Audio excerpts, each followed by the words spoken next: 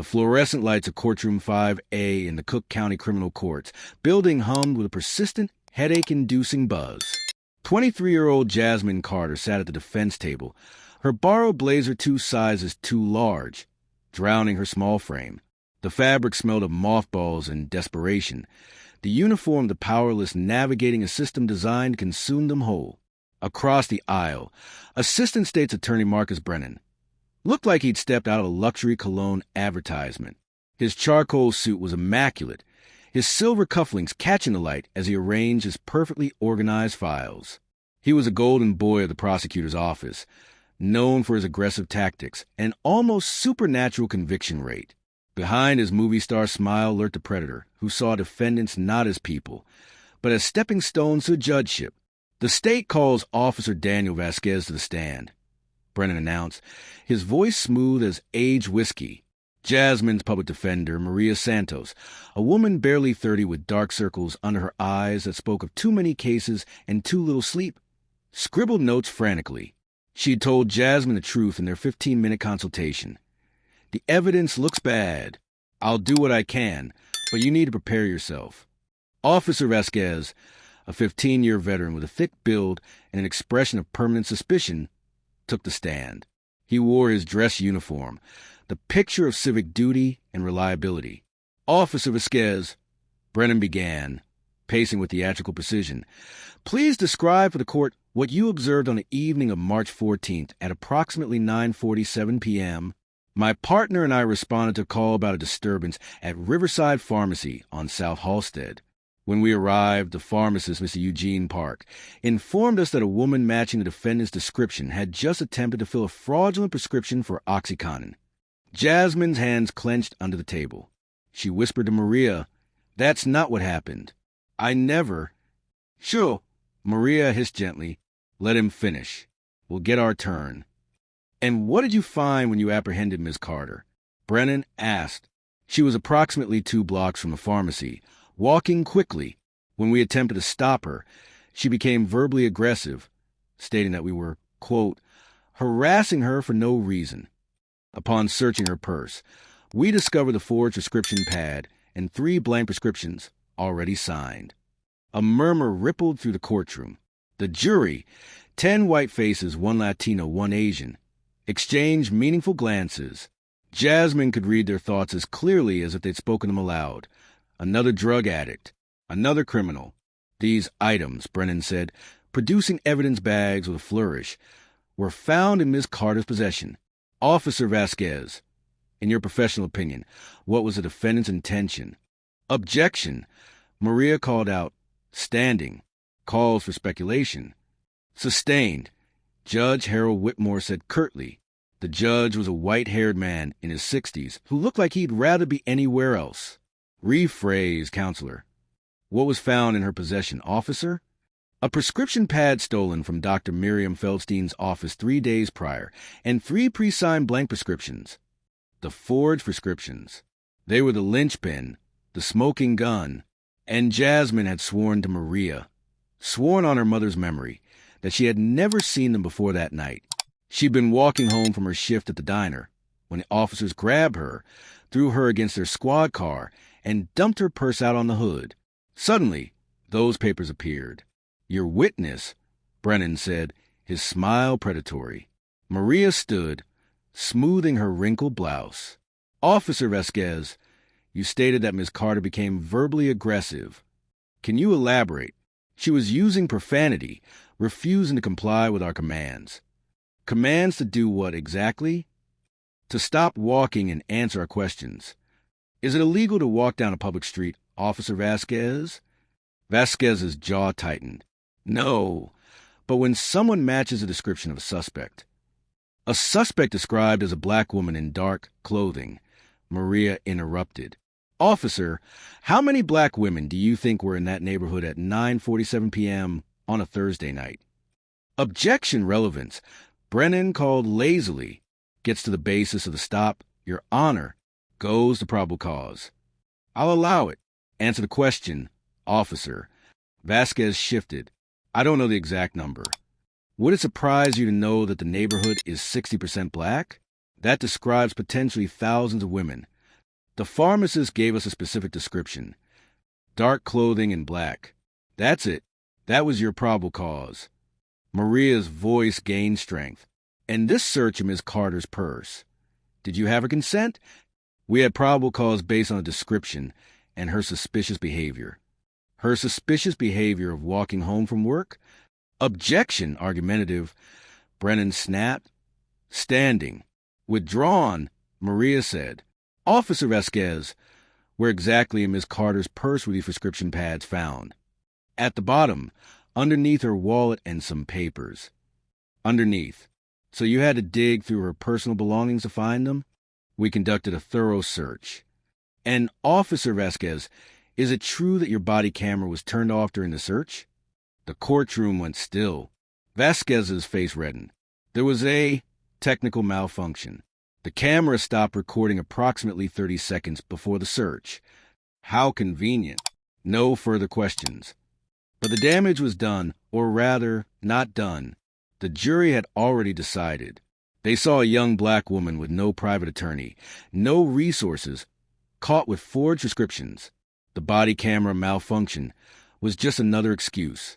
The trial continued over 3 brutal days. Jasmine took the stand on the final day, her voice shaking as she explained that she was a full-time student at community college, studying to be a dental hygienist. She worked nights at Rosie's Diner to pay her tuition. She'd never done drugs in her life, never stolen anything. Marcus Brennan destroyed her with surgical precision. Ms. Carter, isn't it true that you were fired from a previous job at a retail store for inventory discrepancies? That was a mistake. They found the missing items later. Yes or no, Ms. Carter, were you terminated? Yes, but... And isn't it true that your bank account shows repeated overdrafts? That you're in significant debt? Jasmine's face burned with humiliation. I'm a student. I'm working my way through school. That doesn't make me a criminal. It establishes motive, Brennan said coldly. A young woman, drowning in debt, desperate for money, decides to steal prescription pads and sell the drugs. It's the oldest story in the book. I didn't do this. Jasmine's voice broke. Then explain how the prescription pads got in your purse. Miss Carter, the officer put them there. I'm telling you the truth. Brennan turned to the jury with a look of theatrical pity. The truth, ladies and gentlemen, is that Ms. Carter is lying to save herself. No further questions. As closing arguments approached, Maria Santos sat in a coffee shop across from the courthouse, her head in her hands. She'd heard the conversation. She'd gone to the bathroom during the lunch recess, and when she came out, she'd heard voices in the stairwell. Brennan's voice and Officer Vasquez's. You're sure the pad were clean? Brennan had said. No prints but hers now, Vasquez replied. We handled it right. The girl's got no priors as an adult, no money, no family with connections. She's perfect. Day wants numbers, we give him numbers. Just make sure your partner's story matches yours. I don't need another Sanchez situation where you idiots contradict each other. Relax, Marcus. This is a slam dunk. She's nobody. Maria had stood there frozen as they laughed and walked away. She's nobody. The words echoed in her head. How many times had she heard that? How many of her clients were nobodies who got ground up by men like Brennan? She pulled out her phone and called the one person who might care enough to listen. The clerk of courts, an older black woman named Patricia Freeman, who'd been in the system for 30 years. Patricia, I need help. I need to file a motion for mistrial. I overheard Brennan. He's fabricated evidence. The prescription pads were planted. Maria, honey, you have proof? Just what I heard. But Patricia, I ran a background check on my client. Standard stuff. And I found something. Her mother's maiden name is Richardson. Catherine Richardson. There was a long silence. Catherine Richardson, as in Judge Catherine Richardson? Federal court? Her daughter. Jasmine doesn't have a relationship with her. The mother gave her up for adoption as a baby, got her life together, went to law school late in life. I don't think Jasmine even knows her mother is a federal judge. The adoption was closed. Patricia's voice dropped to a whisper. Maria, does Brennan know? I don't think anyone knows. But if this goes through, if he convicts Judge Richardson's biological daughter for a crime she didn't commit, it's not just a wrongful conviction. It's a bomb. Judge Whitmore had just called for closing arguments when his clerk rushed in and handed him a note. His face went pale. He read it twice, then looked up at the courtroom. "We're going to take a 30-minute recess," he announced abruptly.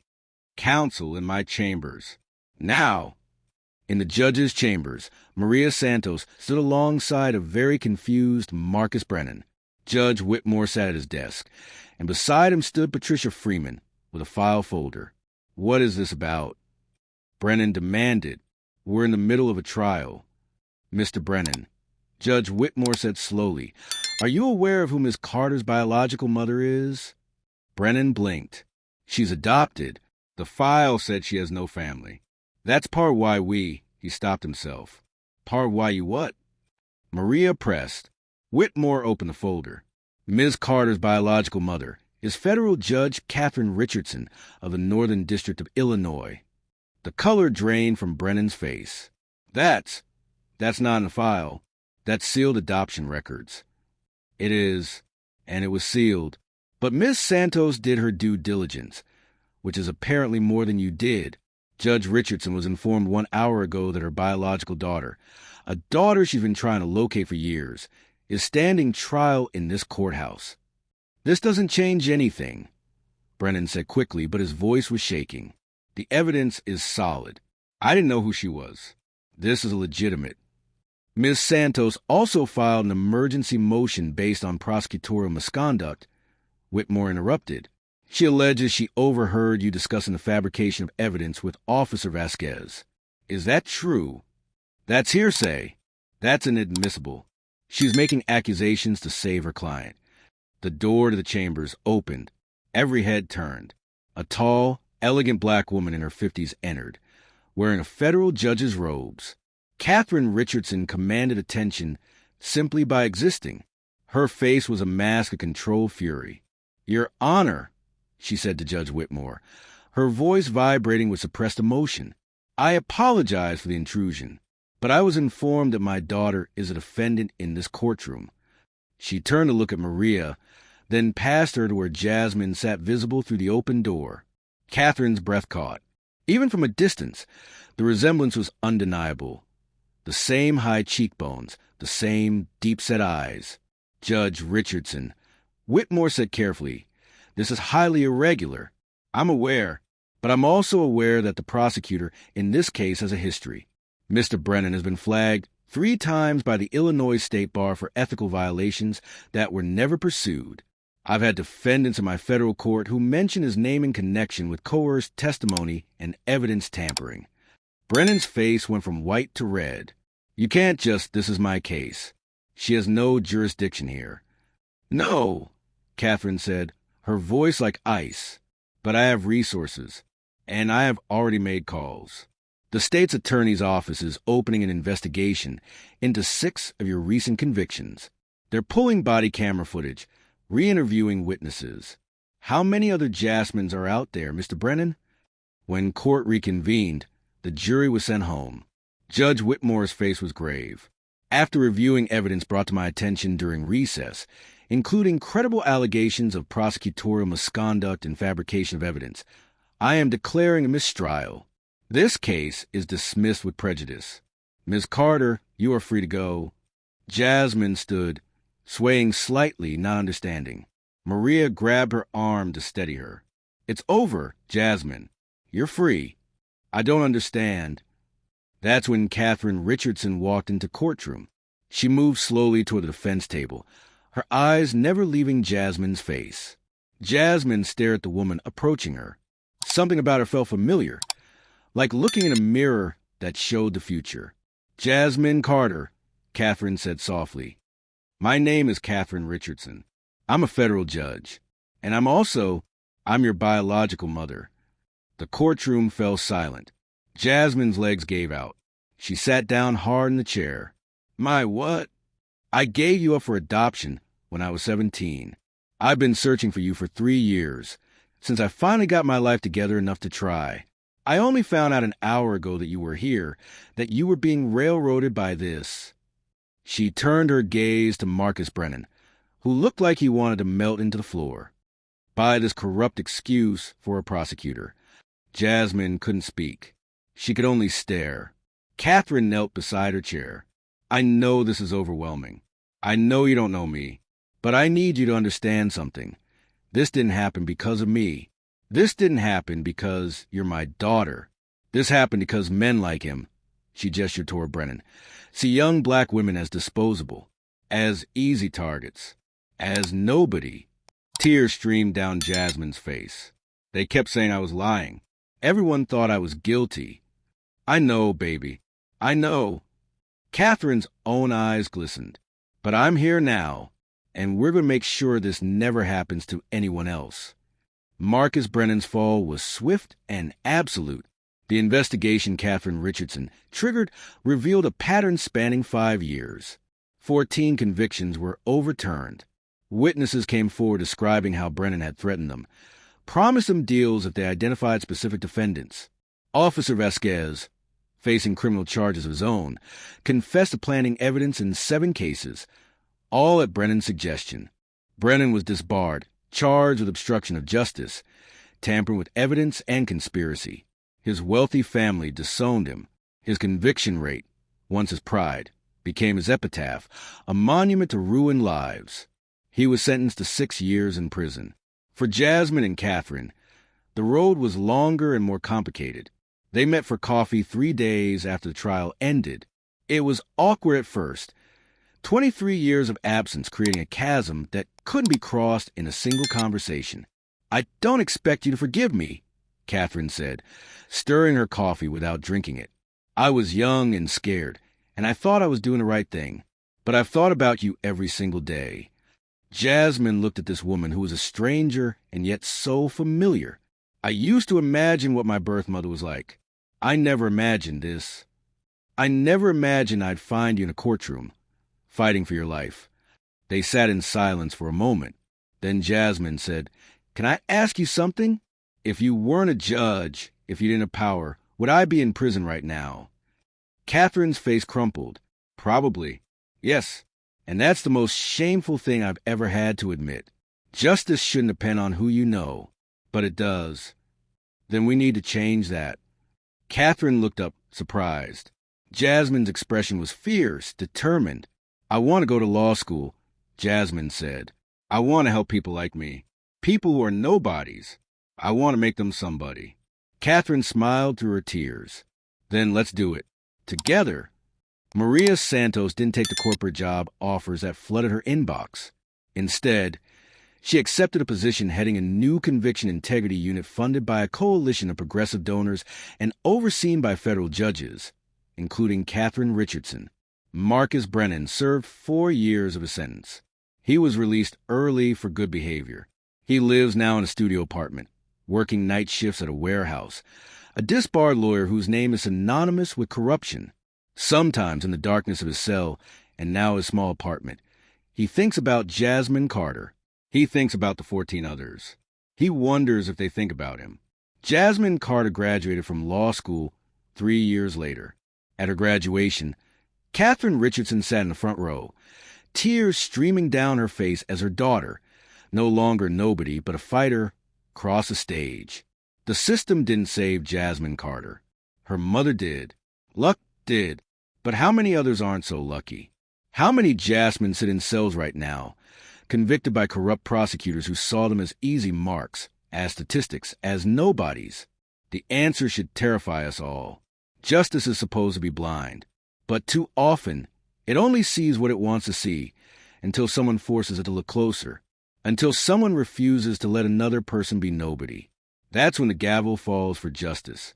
That's when karma comes due. And that's when the system finally, painfully, begins to change.